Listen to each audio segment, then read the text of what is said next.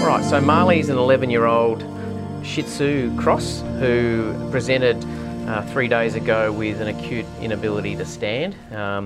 He was suddenly dragging his right front leg and then progressed to the other three legs, and such that he couldn't stand at all, and had some pain when we palpated his neck. So these signs were most consistent with a neck lesion. He was mentally normal, so based on that we suspected a neck lesion rather than a brain lesion, and given the dragging of the right front leg, we were suspicious of a C6 to T2 lesion. He had poor withdrawal in that right front leg, and given the breed and the history, most likely a ruptured intervertebral disc.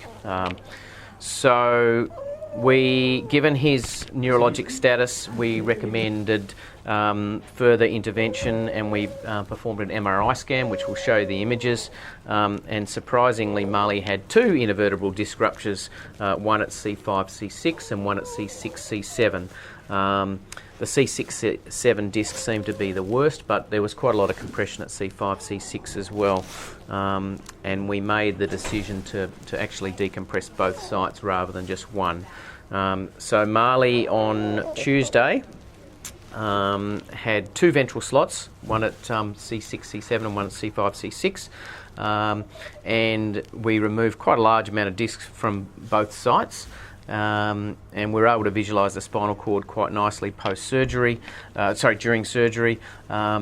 And this is Marley 2 days post-operatively, and he's much better already. So he's now able to take a few steps. He doesn't like the floors much. He does much better on the grass outside, but he's certainly doing much better than pre-surgery and can take a few steps on his own. He's not dragging that right front leg as much. He's moving his head around without too much difficulty.